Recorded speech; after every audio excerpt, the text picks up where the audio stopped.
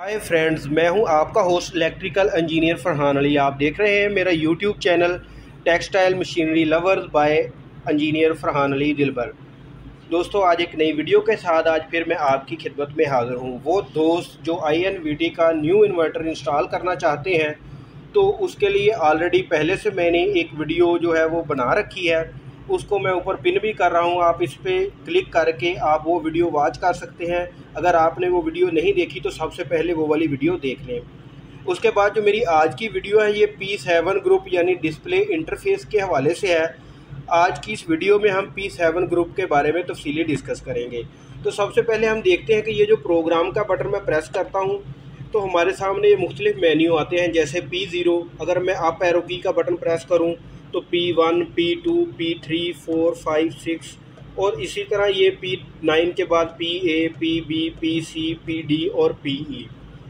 तो ये जो तमाम ग्रुप्स हैं, जैसे कि ये मैं आपको इनकी कुछ तफसील भी बता दूं। ये जो जैसे कि P0 ग्रुप ये बेसिक फंक्शन का ग्रुप है, यानी कि इस इन्वर्टर को ये वाला जो INVT का आपका इस टाइप का हो या इस टाइप का हो, ये वाला जो इन्वर्टर है आप इसको रन की कमांड कैसे देना चाहते हैं, इसको जो फ्रीक्वेंसी है वो आप किस तरह से कम या ज़्यादा करना चाहते हैं, यानी कीपैड से इस तरह या कम्युनिकेशन पोर्ट के ज़रिए किस तरह से, तो उसके लिए आपको ये जो P0 ग्रुप है इसमें फिर सेटिंग करना होती है। इसी तरह ये जो P1 ग्रुप है ये इसका स्टार्ट एंड स्टॉप कंट्रोल के लिए है कि आपका ये जो इन्वर्टर है जब स्टॉप हो तो डी एक्सेलरेशन एक्सेलरेशन वगैरह को किस तरह से कंट्रोल करे। उसके बाद आ जाता है P2 ग्रुप, ये मोटर के पैरामीटर का ग्रुप है, यानी कि आपने जो मोटर इसके साथ अटैच करनी है, इंस्टॉल करनी है, वो कितने किलोवाट की है, कितने वोल्टेज की है, कितनी फ्रीक्वेंसी पे चलेगी, उसका रेटेड जो करंट है वो क्या है, ये तमाम पैरामीटर आपने इस P2 ग्रुप में फीड करने होते हैं। उसके बाद नेक्स्ट आ जाता है P3 ग्रुप, ये वेक्टर कंट्रोल का ग्रुप है, यानी कि इसका जो जब हम इसको स्टार्ट करते हैं या स्टॉप करते हैं तो वोल्टेज किस तरह से वेरी करें, यानी कि इसका जो ट्राइंगल बने, एक एंगल बनता है वोल्टेज का, वो किस तरह से कंट्रोल हो।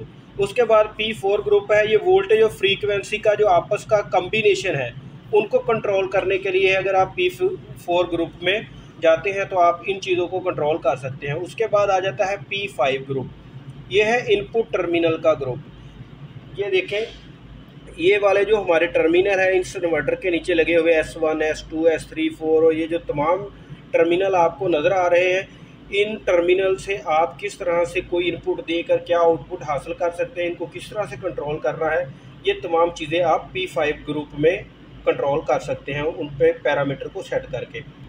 उसके बाद आ जाता है हमारा नेक्स्ट P6 ग्रुप, ये वाला जो ग्रुप है ये आउटपुट टर्मिनल का ग्रुप है। ये इन्वर्टर पे देखें R01A, R01B, R01C, तो आप इस इन्वर्टर में लगी ये वाली जो रिले है इनके पॉइंट्स को किस तरह से इस्तेमाल कर सकते हैं, इसकी सेटिंग फिर आप P6 ग्रुप में कर सकते हैं। उसके बाद आ जाता है ये P7 ग्रुप, यानी कि डिस्प्ले इंटरफेस का ग्रुप, जिसके बारे में आज हम तफसीली डिस्कस करेंगे P7.0 से लेकर इसके लास्ट पैरामीटर तक। उसके बाद आ जाता है P8 ग्रुप, ये है एनहेंस्ड फंक्शन का ग्रुप, इसमें आप इसका जो कूलिंग फ़ैन लगा हुआ है उसको सेट कर सकते हैं। उसके बाद अगर इन्वर्टर पे कोई एरर आता है तो वो ऑटो पे कैसे रीसेट हो या कितने टाइम के बाद रीसेट हो, ये तमाम सेटिंग आप फिर P8 ग्रुप में कर सकते हैं। या उसके बाद आ जाता है P9 ग्रुप, ये है PID कंट्रोल, यानी कि अगर आप PID कंट्रोल पे इस इन्वर्टर को रन करना चाहते हैं या इसकी कमांड वगैरह को चेंज करना चाहते हैं, फ्रीक्वेंसी को चेंज करना चाहते हैं, तो ये उसके लिए फिर सेटिंग आपने P9 ग्रुप में करनी है। उसके बाद हमारे पास आ जाता है PA ग्रुप, यानी कि simple PNC, simple PLC and multi speed control. तो ये वाला ग्रुप है, अगर आपने इसको सिंपल PLC मोड पे चलाना है या मल्टी स्पीड कंट्रोल करना चाहते हैं तो उसके लिए फिर आपने सेटिंग PA ग्रुप में करनी है। उसके बाद PB ग्रुप है, यानी कि प्रोटेक्शन फंक्शन का ग्रुप, यानी कि इसका इनपुट का अगर फेज़ फेलियर हो तो उस पर एरर आए या ना आए, आउटपुट फेज़ फेलियर। और इसी तरह अगर आप इसको सोलर पे चला रहे हैं तो इसके DC वोल्टेज वगैरह को किस तरह से आप कैरी कर सकते हैं, कंट्रोल कर सकते हैं, उसके लिए फिर आपने सेटिंग करनी होती है PB ग्रुप में। उसके बाद PC ग्रुप है, ये सीरियल कम्युनिकेशन का है, यानी कि अगर आप सीरियल कम्युनिकेशन की मदद से इन्वर्टर को ऑन ऑफ कर रहे हैं या इसकी फ्रीक्वेंसी को कम या ज़्यादा कर रहे हैं तो उसके लिए फिर आप ये PC ग्रुप में उसकी सेटिंग करें। उसके बाद PD ग्रुप है, ये सप्लीमेंट्री फंक्शन है, ये रिजर्व्ड है। उसके बाद PE ग्रुप है, ये फैक्ट्री सेटिंग का ग्रुप है, ये वैसे रिजर्व्ड है लेकिन इस पर मैंने पहले से भी एक डिटेल वीडियो बना रखी है। तो फ्रेंड्स, इनमें से तमाम ग्रुप, ये जो P0 ग्रुप यानी कि बेसिक फंक्शन का ग्रुप है, इसके रिलेटेड मैंने पहले से वीडियो बना रखी है, जिसको आप मेरे इसी यूट्यूब चैनल पर देख भी सकते हैं। और इसका जो आइकॉन है मैं लास्ट इसी वीडियो के आखिर पे लगा दूंगा, आप उस पर भी चेक कर सकते हैं कि P0 ग्रुप में क्या क्या सेटिंग और आप किस तरह से चेंज कर सकते हैं। उसके बाद जो इम्पोर्टेंट है P2 ग्रुप यानी कि मोटर पैरामीटर आपने किस तरह से फीड कर रहे हैं, उसके लिए भी मैंने पहले से वीडियो बना रखी है, आप उसको भी इसी वीडियो के लास्ट में आइकॉन से देख सकते हैं, या डिस्क्रिप्शन में मैं उसका लिंक भी दे दूंगा, आप वहां पे क्लिक करके भी इस वीडियो को चेक कर सकते हैं। उसके बाद P5 ग्रुप यानी कि इनपुट टर्मिनल वाला जो ग्रुप है, इस पर हमने किस तरह से फीडिंग करनी है, किस तरह से इनको एडजस्ट करना है, उस पर भी ऑलरेडी मैंने वीडियो बना रखी है। P6 ग्रुप यानी कि आउटपुट टर्मिनल रिले वाला ग्रुप, इस पर भी वीडियो बना चुका हूँ। इसके बाद PA यानी कि simple PLC and multi speed control पे, PB यानी कि प्रोटेक्शन ग्रुप, और PE ग्रुप यानी कि फैक्ट्री सेटिंग ग्रुप। इन तमाम ग्रुप्स पर मैंने अलग अलग से डिटेल्ड वीडियो जो है ना वो बना रखी हैं। अगर आप इन ग्रुप की सेटिंग करना सीखना चाहते हैं तो मेरी वो तमाम वीडियोस देखें, इंशाल्लाह आपको INVT इन्वर्टर की जो पैरामीटर सेटिंग है उसका तफसीली पता चल जाएगा। तो आज हमने डिस्कस करना है P7 ग्रुप यानी कि डिस्प्ले इंटरफेस ग्रुप। तो चलिए हम इन्वर्टर पे चलते हैं और इस पर सबसे पहले प्रोग्राम का बटन प्रेस करेंगे और P7 ग्रुप को ओपन करते हैं और फिर देखते हैं कि ये तमाम जो पैरामीटर हैं उनकी किस तरह से हम सेटिंग कर सकते हैं और इस सेटिंग से हमें क्या क्या नताइज हासिल होंगे। तो चलिए अब हम चलते हैं इन्वर्टर की जानिब। तो प्रोग्राम में इंटर होने के लिए देखिए सबसे पहले PRG प्रोग्राम का बटन लगा हुआ है, आपने इसको प्रेस कर देना है। हमारे सामने कोई भी ग्रुप आपके सामने आ सकता है, तो आपने अप एंड डाउन ये दो एरो कीज है, इनका इस्तेमाल करते हुए P7 में चले जाना है। आपने जो भी चेंजिंग करनी होती है आप फिर उस ग्रुप को सिलेक्ट कर लें। तमाम ग्रुप की डिटेल मैं वैसे भी पहले आपको बता चुका हूँ। तो P7 आ गया, उसके बाद आप इंटर का बटन प्रेस करेंगे तो ये वाला ग्रुप आपके सामने ओपन हो जाएगा, P7.00। अगर हम इसकी वैल्यू को चेक करना चाहें तो दोबारा से इंटर का बटन प्रेस करेंगे, ये 00 है। ये असल में P7.00 ये वाला जो पैरामीटर इस इन्वर्टर को लॉक लगाने के लिए है, कि अगर आप इस इन्वर्टर को लॉक लगाना चाहते हैं ताकि कोई भी दूसरा शख्स आपकी इजाज़त के बगैर इस इन्वर्टर के किसी भी पैरामीटर को तब्दील ना कर सके, ताकि आपके लिए परेशानी का सामना ना करना पड़े, तो इसके लिए फिर यहाँ पर आप पासवर्ड लगा दें। पासवर्ड लगाने का तरीकाकार ये है, ये शिफ्ट का बटन प्रेस करें, जो डिजिट ग्लो हो रहा है आप इसकी वैल्यू को आप चेंज कर सकते हैं, कम या ज़्यादा कर सकते हैं। उसके लिए आपने ये up and down arrow keys का इस्तेमाल करना है। फ़र्ज़ करें मैं यहाँ पर 1 कर देता हूँ, फिर शिफ्ट का बटन प्रेस करें, वहाँ पर 2 कर देता हूँ, यानी कि ये 12,000 हमारा पासवर्ड मैं इस इन्वर्टर को लगाना चाहता हूँ। उसके बाद मैं अगर इंटर का बटन प्रेस करूँगा तो ये मेरा पासवर्ड सेव हो जाएगा। तो इसको अगर हमने चेक करना हो कि हमारा पासवर्ड लग गया है या नहीं, तो उसके लिए मैं ये प्रोग्राम या ESC नीचे लिखा हुआ है जिसका मतलब है एस्केप, तो एस्केप का बटन प्रेस करके हम आ जाते हैं मेन मेन्यू में वापस। तो ये लॉक लगने में कुछ टाइम लेगा, इसके लिए बेहतर यही है कि मैं इसकी पावर को एक मरतबा ऑफ़ करता हूँ और दोबारा से उसको ऑन करूँगा। तो फिर तो ये देखें मैंने इसकी पावर को ऑफ़ कर दिया है। पावर को जैसे ही ऑफ़ करेंगे तो इसमें कैपेसिटर वगैरह चार्ज होते हैं, तो डिस्चार्ज होने में थोड़ा सा टाइम लेते हैं। देखिए P ऑफ का फॉल्ट आया, यानी कि इसकी पावर जो है वो ऑफ़ हो चुकी है, इनपुट सप्लाई इसको नहीं आ रही। उसके बाद अब ये ऑफ़ हो जाएगा और दोबारा से फिर हम इसको ऑन करते हैं। तो ये इन्वर्टर हमारा ऑफ़ हो चुका है। तो चलिए अब हम इस इन्वर्टर को ऑन करते हैं। तो ये देखिए हमने इन्वर्टर को दोबारा से ऑन कर दिया। अब मैं आपके सामने प्रोग्राम का बटन प्रेस करूँगा तो ये देखिए मेरे सामने 00 आ रहा है, जबकि पहले इस इन्वर्टर को जब मैं प्रोग्राम का बटन प्रेस करता था तो यहाँ पर P0 या कोई ना कोई मेन्यू आ जाता था जिसको हम ओपन कर सकते थे। अब इसको ओपन करने के लिए हमें सबसे पहले वो पासवर्ड लगाना पड़ेगा। तो हमने क्योंकि इसका पासवर्ड लगाया था 12000, तो यहाँ पर पहले मैं 1 करता हूँ, उसके बाद फिर शिफ्ट का बटन, यहाँ पर 2 और ये 000। अब मैं इंटर का बटन प्रेस करूँगा तो ये देखिए हमारे सामने मेन्यूज़ जो है ना वो ओपन हो गए। अब दोबारा से हम चले जाते हैं P7 मेन्यू में और इसके नेक्स्ट पैरामीटर को समझते हैं। इंटर का बटन प्रेस करें P7.00 और इंटर का बटन दोबारा से प्रेस। अगर मैं इसको अब दोबारा 00 कर अगर मैं इसको दोबारा से अब ये यहाँ पर 00 है, इंटर का बटन प्रेस कर दूंगा तो ये हमारा पासवर्ड इनवैलिड हो जाएगा, यानी कि पासवर्ड ख़त्म हो जाएगा। अगर आपने पासवर्ड लगाना है तो यहाँ पर फीडिंग दे के जो भी पासवर्ड आप रखना चाहते हैं वो पासवर्ड लगाएं और इंटर का बटन प्रेस करें, सेव हो जाएगा। तो चलिए ये तो हो गया, आपने पासवर्ड इसको फ़र्ज करें अब ख़त्म कर देता हूँ, 00 लगाकर इंटर का बटन प्रेस कर दिया। अब हमारा पासवर्ड जो है वो ख़त्म हो चुका है। उसके बाद आ जाता है P7.01 और P7.02। ये वाले जो दो पैरामीटर हैं ये रिजर्व्ड हैं, इनको आपने चेंज नहीं करना। ये 0 ही डिफ़ॉल्ट वैल्यू पे सेट है। मैं आपको इसकी वैल्यू चेक भी करवा देता हूँ। ये देखें, मैंने इंटर का बटन प्रेस किया, 0 है, आपने इसको 0 ही रहने देना है। और P7.02 ये भी 0 है, इसको आपने 0 रहने देना है। उसके बाद आ जाता है P7.03। ये वाला जो पैरामीटर है ये इस क्विक एंड जॉग वाले बटन की सेटिंग के लिए है। अगर मैं इंटर का बटन प्रेस करूं तो इस वक्त ये 0 है।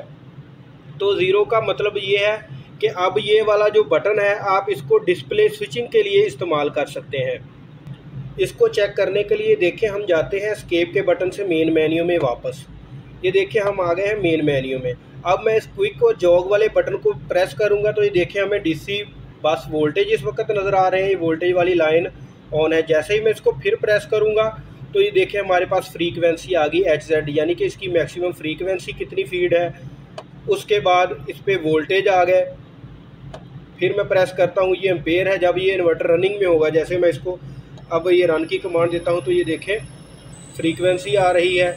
आप इसको क्विक एंड जॉग वाला बटन प्रेस करके तो आप इसकी परसेंटेज और इसका ये जो करंट आ गया कितना, ये चीज़ें फिर चेक कर सकते हैं। देखिए मोटर इस वक्त चल रही है, मैंने इसको तो अब मैं करता हूँ स्टॉप के बटन से बंद कर लेते हैं हम इसको और इसको ले आते हैं इसकी फ्रीक्वेंसी पे। तो ये मोटर हो गई स्टॉप। अब दोबारा से हम चलते हैं। देखिए मैंने प्रोग्राम का बटन प्रेस किया, P7 आ गया, P7.03। अगर मैं इसको 1 कर देता हूँ तो 1 करने का मतलब ये है, अब मैंने इंटर का बटन प्रेस करके इसको सेव कर दिया। अब ये क्विक या जॉग वाला बटन एज ए जॉग के बटन इस्तेमाल होगा, यानी कि मैं अब इसको प्रेस करूँगा, देखिए मोटर जॉग पे चलेगी। पहले आ जाते हैं हम मेन मेन्यू में वापस। ये देखिए मैंने इसको प्रेस किया तो देखें मोटर को 5 फ्रीक्वेंसी पे इस वक्त ये ड्राइव दे रहा है। ये स्टॉप किया, रुक गई। उसके बाद दोबारा से मैं प्रेस करता हूँ तो ये देखिए जॉग पे चल रही है, यानी कि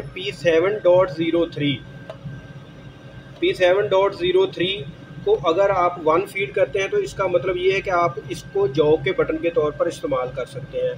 अगर आप इसको कर लेते हैं 2 फीड, यानी कि ये मैंने 2 किया और इंटर का बटन प्रेस किया, अब ये वाला बटन जो है हम रिवर्स और फॉरवर्ड के लिए इस्तेमाल होगा। ये देखिए मैं अब रन वाला जो बटन है इसको चलाता हूँ तो ये देखिए मोटर चली है, लेकिन मैं चाहता हूँ कि अगर ये रिवर्स चले तो मैं इसको जैसे ही प्रेस करूँगा तो ये देखिए रिवर्स फॉरवर्ड वाली लाइट भी ऑन होगी। अब मोटर जो है वो रिवर्स डायरेक्शन में चलेगी, यानी कि P7.03 की अगर वैल्यू को हम 2 कर देते हैं तो इसका मतलब ये है कि ये वाला जो बटन है अब रिवर्स और फॉरवर्ड के लिए इस्तेमाल होगा। मोटर की डायरेक्शन इस बटन की मदद से चेंज कर सकते हैं। उसके बाद आ जाता है 3 का मतलब अगर हम 3 सेव कर देते हैं, यानी कि अप एंड डाउन वैल्यूज़ को क्लियर करने के लिए है। और इसी तरह अगर आप 4 फीड कर देते हैं तो 4 का मतलब है क्विक डिबगिंग मूड, यानी कि आपने जो मूड की सिलेक्शन है फिर वो इसकी मदद से कर सकते हैं, यानी कि आपने इन्वर्टर को कीपैड की मदद से चलाना है या टर्मिनल की मदद से, सीरियल पोर्ट की मदद से, फिर आप उसकी सिलेक्शन कर सकते हैं। यानी कि P7.03 की वैल्यू चेंज करने से हम इस क्विक और जॉग बटन के फंक्शन को तब्दील कर सकते हैं। उसके बाद हमारा जो नेक्स्ट पैरामीटर आ जाता है, इसको मैं 0 ही कर देता हूं जैसे पहले था, P7.04 और इंटर का बटन प्रेस करते हैं तो इसकी वैल्यू इस वक्त आ रही है 0। ये वाला जो P7.04 है ये है हमारा स्टॉप और ये जो रीसेट वाला बटन है इसकी सिलेक्शन के लिए कि इससे हम क्या क्या काम ले सकते हैं। अगर हम इसकी वैल्यू को 0 कर देते हैं तो 0 करने का मतलब है कि वैलिड व्हेन कीपैड कंट्रोल, यानी कि अगर आपने P0.02 जो पैरामीटर है उसमें 0 वैल्यू फीड की है, यानी कि आप इन्वर्टर को जो कमांड दे रहे हैं वो दे रहे हैं इस कीपैड की मदद से, तो उस वक्त तो ये काम करेगा। यानी कि 0 फीड करने का मतलब ये है कि अगर आप इन्वर्टर को कीपैड की मदद से चला रहे हैं तो ये स्टॉप वाला बटन काम करेगा। अगर आप इसकी वैल्यू को कर देते हैं 1 और फिर इंटर का बटन प्रेस कर देते हैं, तो इसका मतलब ये है कि ये उस वक्त भी काम करेगा अगर आप इन्वर्टर को टर्मिनल की मदद से कंट्रोल कर रहे हैं, फिर भी आप स्टॉप का बटन प्रेस करेंगे तो मोटर स्टॉप हो जाएगी। और वैसे अगर कीपैड की मदद से चला रहे हैं तो फिर भी स्टॉप करेंगे तो स्टॉप हो जाएगी। यानी कि ये दोनों सूरतों में वैलिड हो जाएगा अगर आप इसकी वैल्यू को 1 कर देते हैं। P7 अगर 0 आपने किया है तो 0 का मतलब ये है कि सिर्फ कीपैड पर अगर चला रहे हैं तो ये स्टॉप करेगा, और आपने अगर इसकी कमांड सिलेक्शन चेंज की है यानी कि आप टर्मिनल की मदद से चला रहे हैं तो फिर इस स्टॉप के बटन से ये इन्वर्टर मोटर को स्टॉप नहीं करवाएगा। उसके बाद आ जाता है इसकी वैल्यू को आप फिर 2 भी फीड कर सकते हैं। 2 फीड करने का मतलब ये है कि वैलिड व्हेन कीपैड और कम्युनिकेशन कंट्रोल। अगर आप कीपैड और कम्युनिकेशन कंट्रोल यानी कि इंटरफेस या कम्युनिकेशन कंट्रोल की मदद से इस इन्वर्टर को ड्राइव दे रहे हैं तो उस सूरत में फिर ये काम करेगा। अगर आप इसकी वैल्यू को कर देते हैं 3 तो इसका मकसद ये है कि ऑलवेज वैलिड, कि आप इसको चाहे फिर इस इन्वर्टर को सीरियल पोर्ट यानी कम्युनिकेशन पोर्ट की मदद से चला रहे हों, या आप इन टर्मिनल की मदद से इसको कंट्रोल कर रहे हैं, या आप कीपैड की मदद से चला रहे हैं, आप जिस तरह भी इसको ड्राइव दे रहे हैं, जब भी आप स्टॉप का बटन फिर प्रेस करेंगे मोटर उससे रुक जाएगी। उसके लिए आपको क्या करना है, इसकी वैल्यू को 3 फीड करके इंटर का बटन प्रेस कर देना है। यानी कि P7.04 इसकी वैल्यू को 3 फीड करने का मतलब ये है कि स्टॉप का बटन आपका हमेशा वैलिड रहेगा और मोटर को स्टॉप करवाता रहेगा। उसके बाद नेक्स्ट पैरामीटर आ जाता है P7.05। ये इसकी एक्सटर्नल डिस्प्ले अगर आप इसके साथ अटैच करते हैं उसकी सेटिंग के लिए है। इसकी जो सेटिंग रेंज है P7.05 की, इंटर का बटन मैं प्रेस करता हूँ तो आप इसको 0 से लेकर 1, 2 और 3 तक जो है ना वो सेटिंग कर सकते हैं। अगर आप 0 इसकी सेटिंग यानी कि 0 यहाँ पर फीड करके इंटर का बटन प्रेस करके वैल्यू को सेव कर देंगे तो ये वाला है और 2 एक्सटर्नल कीपैड, यानी कि फिर सिर्फ ये एक्सटर्नल जो आपने इजाफी कीपैड लगाया होगा उसकी मदद से फिर आप इसको रन कर सकते हैं, स्टॉप कर सकते हैं। ये वाला फिर कीपैड आपका काम नहीं करेगा। लेकिन अगर आप चाहते हैं कि बोथ डिस्प्ले यानी कि दोनों डिस्प्ले शो हों और पर लेकिन वैलिड हो एक्सटर्नल वाली दूसरी, तो उसके लिए फिर आपने 1 कर देना है। और इसी तरह अगर आप चाहते हैं कि बोथ डिस्प्ले यानी कि 2 जगह पर आपको डिस्प्ले आए कि आपका इन्वर्टर क्या चल रहा है, उस पर कोई फॉल्ट आ रहा है या स्मूथली रनिंग में है, वोल्टेज फ्रीक्वेंसी एम्पेयर वगैरह आप चेक करना चाहते हैं, वो आपको नज़र तो आएंगे लेकिन काम ये वाला लोकल वाला करेगा। यानी कि अगर आप इसकी वैल्यू को 2 करेंगे तो लोकल वाला काम करेगा, पर एक्सटर्नल वाले पे भी आप वैल्यूज़ वगैरह देख सकते हैं। लेकिन अगर आप इसकी वैल्यू को कर देते हैं 3 तो इसका मतलब है कि बोथ डिस्प्ले यानी कि एक्सटर्नल वाला कीपैड भी और ये वाला भी डिस्प्ले भी दोनों पे आएगी और दोनों ही फंक्शन यानी कि काम करेंगे। वहाँ से भी आप स्टॉप स्टार्ट कर सकते हैं, इसको क्विक जॉब का फंक्शन कर सकते हैं, प्रोग्राम वगैरह फीड कर सकते हैं और अप एंड डाउन की मदद से उसकी फ्रीक्वेंसी को भी कम से ज़्यादा कर सकते हैं। उसके बाद जो हमारा नेक्स्ट पैरामीटर है तो इसको मैं दोबारा से 0 कर देता हूँ। उसके बाद आ जाता है P7.06। ये वाला जो है रनिंग स्टेटस डिस्प्ले सिलेक्शन के लिए है कि हमारे जो जब हम इस इन्वर्टर को रन की कमांड दें तो हमारे सामने कौन सी डिस्प्ले आए, यानी कि फ्रीक्वेंसी आए, उसके वोल्टेज आए, एम्पेयर आए, हर्ट्ज आए या आरपीएम आए या कितने % ये चल रहा है उसके लिए है। तो आप इसको भी चेंज कर सकते हैं। उसके बाद जो हमारा नेक्स्ट पैरामीटर आ जाता है P7.07। ये रनिंग स्टेटस डिस्प्ले सिलेक्शन 2 के लिए, अगर आपने इसके साथ एक दूसरी डिस्प्ले भी लगाई है तो उसकी सिलेक्शन के लिए है। उसके बाद हमारा नेक्स्ट जो पैरामीटर आ जाता है P7.08। ये वाला जो पैरामीटर है, इंटर का बटन मैं प्रेस करता हूँ, ये देखें यहाँ पर 00FF आ रहा है। अगर आप इस इन्वर्टर को बिट कंट्रोल पर चला रहे हैं यानी कि बाइनरी सिस्टम पर, तो फिर ये वाला जो P7.08 है ये स्टॉप स्टेटस डिस्प्ले सिलेक्शन है। यानी कि जब इन्वर्टर स्टॉप हो तो उसके जो स्टेटस है वो इस जगह पर आएगा कि यानी कि आपकी जो किस जगह पर बाइनरी पर 0 या 1 आपकी जो कमांड है वो आ रही है। उसके बाद नेक्स्ट पैरामीटर है P7.09।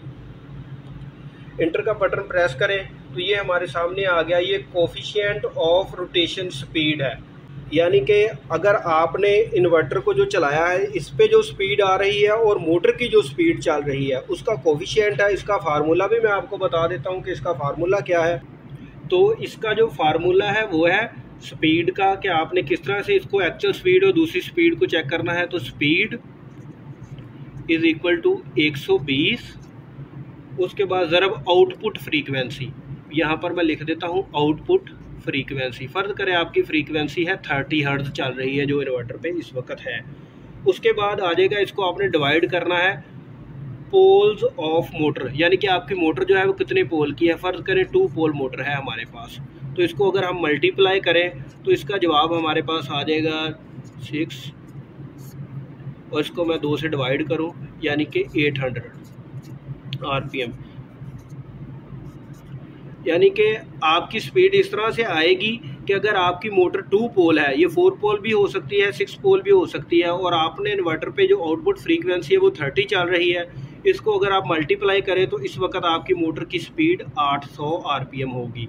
जैसे जैसे आप इसकी फ्रीक्वेंसी को बढ़ाएंगे, अगर यहाँ पर मैं 40 कर दूँ, यानी कि इसको 30 के बजाय 40 से मल्टीप्लाई करें, तो हमारा आंसर जो आएगा वो आ जाएगा 4800। तो 2 से अगर मैं डिवाइड करूं तो ये हमारा जवाब आ जाएगा 2 2 4 2 4 8 और 2400, यानी कि 2400 RPM पे उस वक्त हमारी मोटर चलेगी। यहाँ पर हमने थोड़ा सा वो गलत कर दिया जवाब में, तो यहाँ पर आना था 3 1 3 3600, ये इसके बनने थे 1800 RPM। यानी कि अगर 30 हर्ट्ज़ होंगे तो ये 1800 RPM पे चलेगी, 40 हर्ट्ज़ पे ये चलेगी 2400 RPM पे, और इसी तरह अगर हम 50 हर्ट्ज़ कर लें तो 120 अगर 50 तकसीम 2 में अगर कर दूं तो हमारा जो जवाब आएगा 6, यानी कि 6000 तकसीम 2, तो ये 3000 RPM, यानी कि फिर मोटर जो है वो 3000 RPM पे चल रही होगी। तो ये हमारा था कोफिशिएंट ऑफ रोटेशन स्पीड। इसके बाद P7.10 जो है वो कोफिशिएंट ऑफ लाइन स्पीड है, कि एक्चुअल जो मैकेनिकल स्पीड है उसके लिए कि हम किस तरह से मेजर कर सकते हैं। उसके बाद आ जाता है, हम इसको एस्केप का बटन प्रेस करते हैं और आ जाते हैं P7.11 में। ये वाला जो पैरामीटर है ये हमारा रेक्टिफाई मॉड्यूल का टेम्परेचर शो करता है, कि हमारा जो इसके अंदर रेक्टिफाई मॉड्यूल है उसका टेम्परेचर कितना है। एंटर का बटन मैं प्रेस करता हूँ तो इस वक्त ये 30.4 डिग्री सेंटीग्रेड दिखा रहा है। अगर ये 90, ये वैसे इसकी जो रेंज है 0 से लेकर 100 डिग्री सेंटीग्रेड तक, कई इन्वर्टर में है, कुछ में 90 डिग्री सेंटीग्रेड तक है। ये इन्वर्टर के हर किसी के मॉडल पर है। ये आपको इसका रेक्टिफायर और IGBT मॉड्यूल का टेम्परेचर शो करवाता है। अगर आप मोटर को जब चला रहे हो तो आप यहाँ से इसका टेम्परेचर चेक कर सकते हैं कि आपका IGBT मॉड्यूल कितना हीट हो रहा है या रेक्टिफायर जो है वो कितना हीट हो रहा है। ये P7.11 है, ये रेक्टिफायर का टेम्परेचर शो करता है। और उसके बाद P7.12 ये वाला जो है ये हमारा IGBT मॉड्यूल का टेम्परेचर जो है वो शो करता है। उसका भी देखें 30.4 डिग्री सेंटीग्रेड आ रहा है। उसके बाद जो नेक्स्ट पैरामीटर है P7.13 यानी कि 13।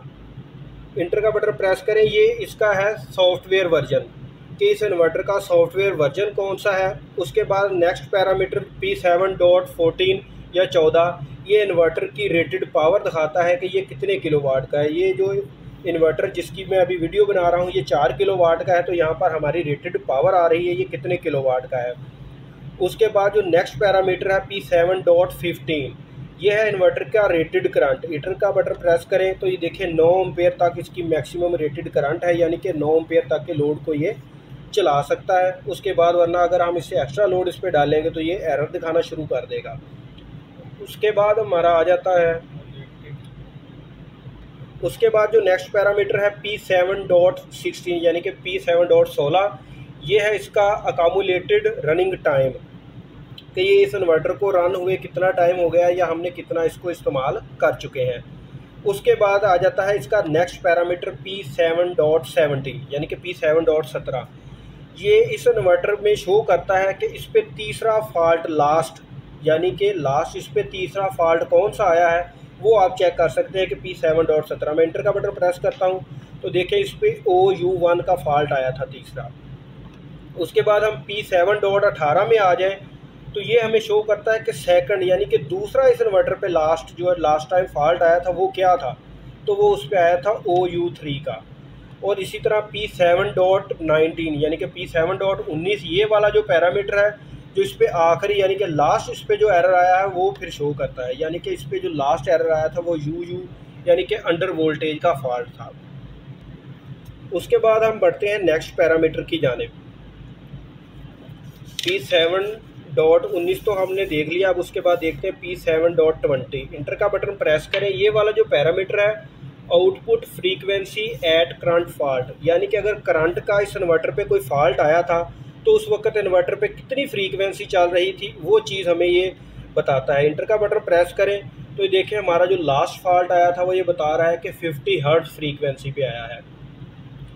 और इसके बाद जो नेक्स्ट पैरामीटर है P7.21, ये वाला पैरामीटर हमें बताता है कि output current at current fault, यानी कि जो मौजूदा फॉल्ट आया है हमारा उस वक्त हमारा करंट कितना चल रहा था, यानी कि ये इन्वर्टर कितना करंट ले रहा था। तो ये देखिए 0.1 एम्पेयर आ रहा है। और इसी तरह इसके बाद जो नेक्स्ट पैरामीटर है P7.22, ये DC bus voltage at current fault, यानी कि अगर आप सोलर पे चला रहे हैं तो आपके डीसी बस वोल्टेज उस वक्त कितने थे अगर आपका जब फॉल्ट आया, तो वो चेक करने के लिए P7.22 पैरामीटर इंटर का बटन आप प्रेस करें तो ये कह रहा है कि 446.1 वोल्टेज उस वक्त आ रहे थे जब हमारा ये लास्ट फॉल्ट आया है। उसके बाद हमारे दो पैरामीटर रह जाते हैं P7.23 और 24। ये जो P7.23 ये वाला जो पैरामीटर है ये input terminal status at current fault, यानी कि जब मौजूदा फॉल्ट हमारा आया था तो उस वक्त टर्मिनल का स्टेटस क्या था उसके बारे में हमें आगाह करता है कि उस वक्त उस पर वोल्टेज वगैरह कितने थे। और इसी तरह उसके बाद P7.24 ये आउटपुट का जो टर्मिनल है उनका स्टेटस हमें बताता है कि जब इस इन्वर्टर पे फॉल्ट आया था, जो भी हमारा लास्ट फॉल्ट होगा उस पर, तो उसके हवाले से हमारा जो आउटपुट के जो टर्मिनल का स्टेटस है वो हमें शो करता है। तो दोस्तों ये वाली जो मेरी वीडियो थी ये थी P7 ग्रुप के हवाले से। एक दोस्त ने मुझे रिक्वेस्ट की थी कि इसके बारे में ज़रूर वीडियो बनाए, तो ये मैंने वीडियो इसीलिए बनाई ताकि आपको P7 ग्रुप के बारे में भी कुछ ना कुछ जानकारी मिल जाए। तो उम्मीद करता हूँ मेरी आज की ये वीडियो आपको पसंद आई होगी। तो वीडियो को लाइक करना और शेयर करना मत भूलिए और अच्छे से कमेंट से अप्रिशिएट करना भी मत भूलिए। तो आप मुझे इजाज़त दीजिए, दुआओं में याद रखिए। अल्लाह हाफ़िज़।